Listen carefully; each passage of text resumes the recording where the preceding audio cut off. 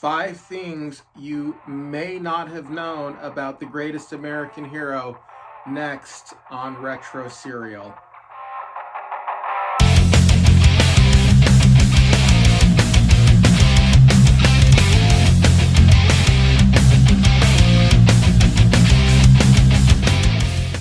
Hey everyone, welcome to Retro Serial. I'm your host, Ian C. I'm glad you could be joining us for today's program.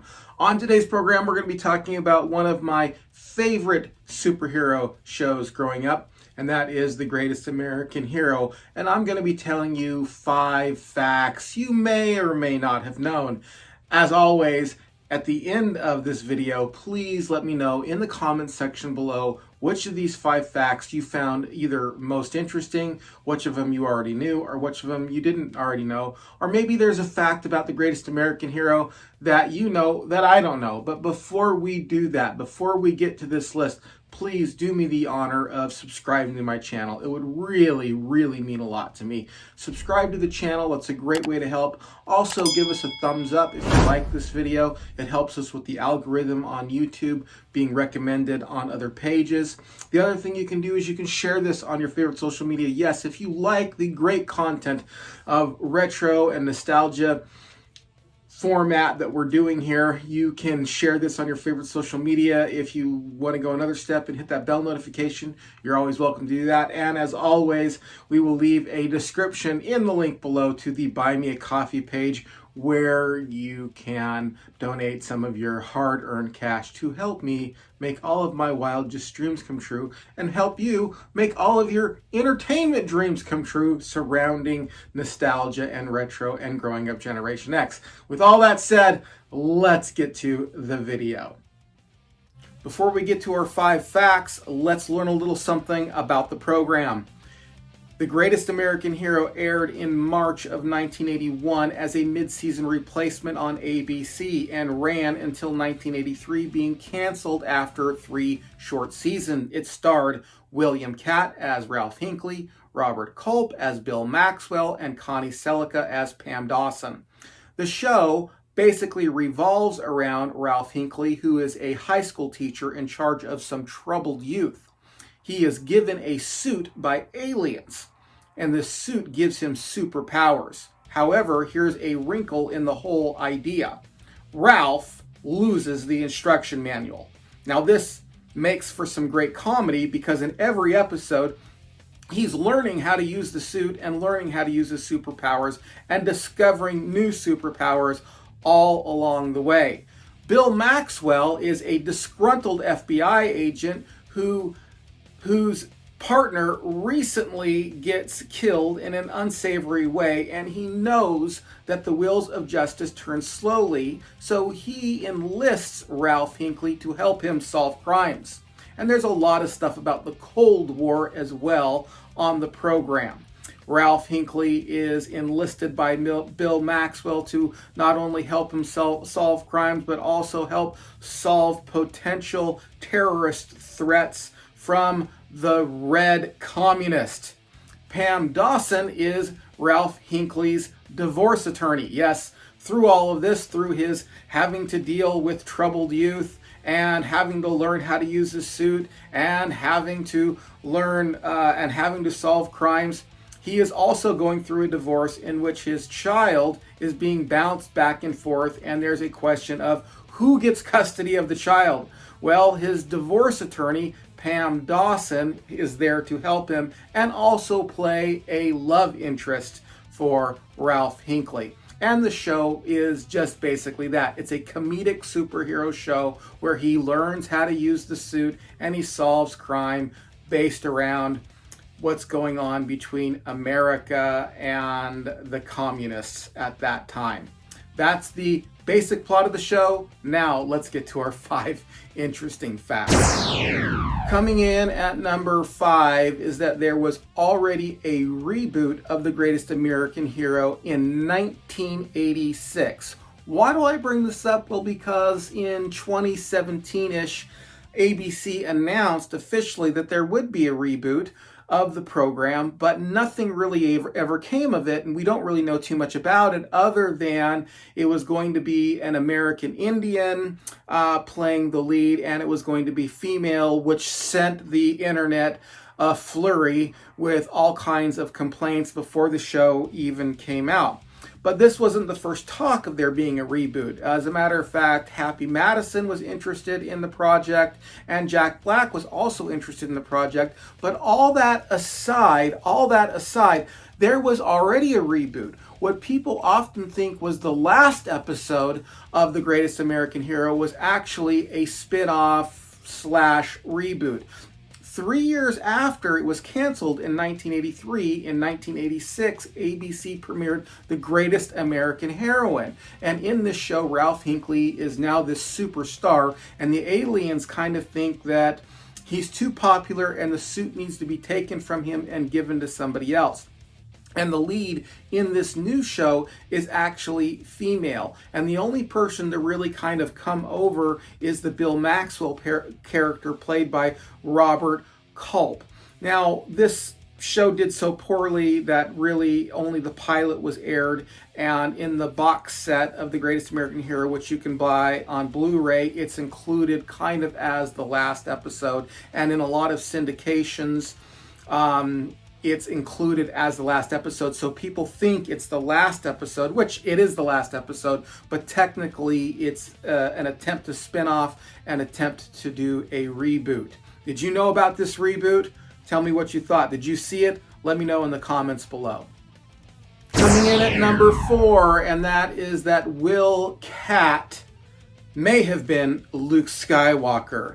I think this is one of those facts that a lot of people already know, but the truth of the matter is you can find the footage of William Catt auditioning for the role of Luke Skywalker on YouTube, and he does a pretty darn good job.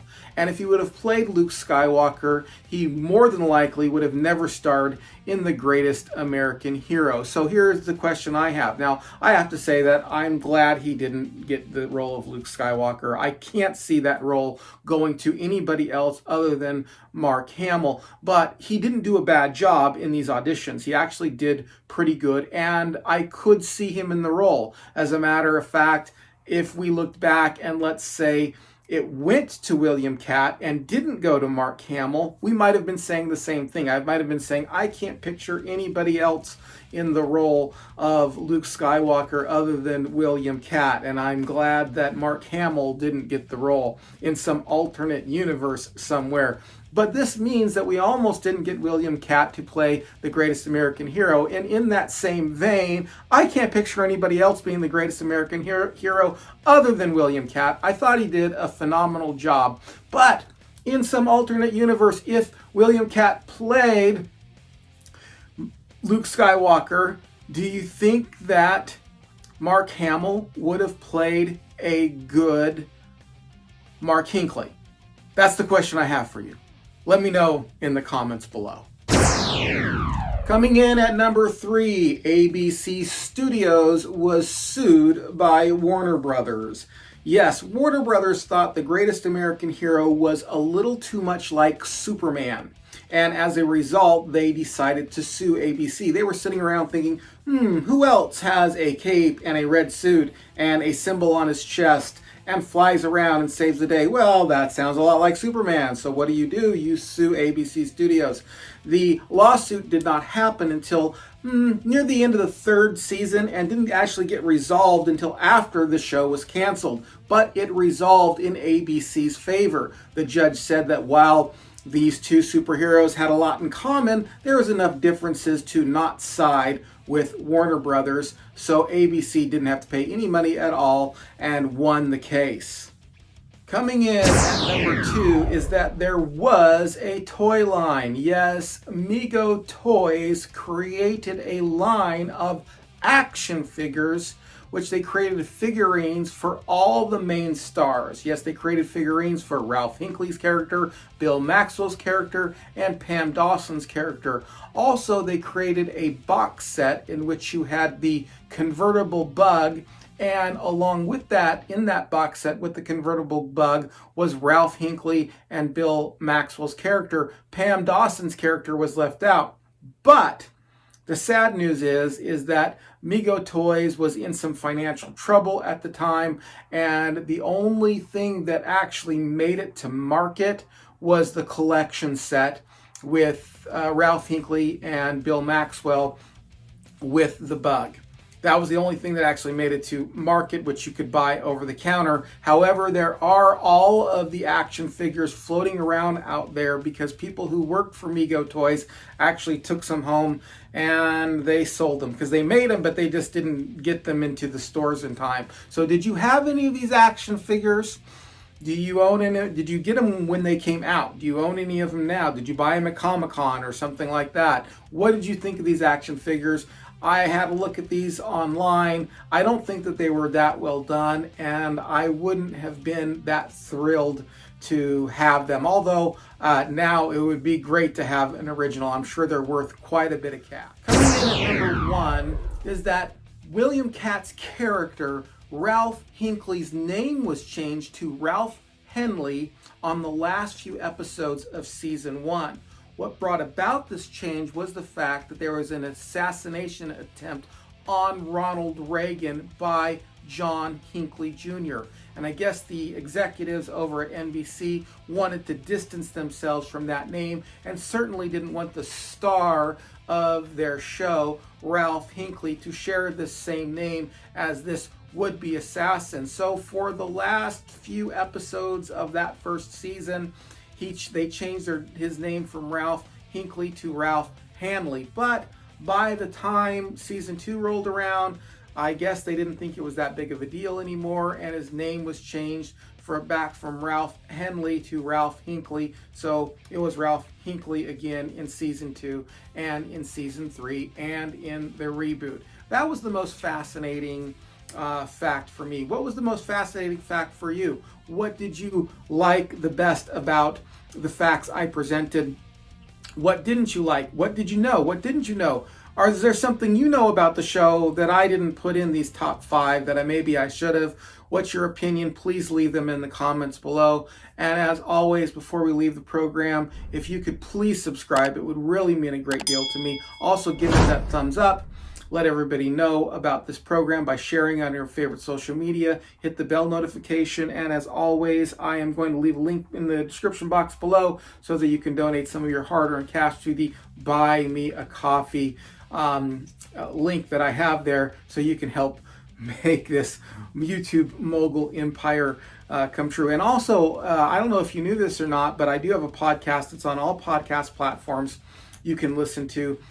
Some of these shows on here, I just go over the longer format. The longer interviews are also all on podcasts, so you can listen to this in your car on your favorite podcast. All right, I'm E&C. Thanks for watching this episode, and we will talk to you again on another episode of Retro Serial.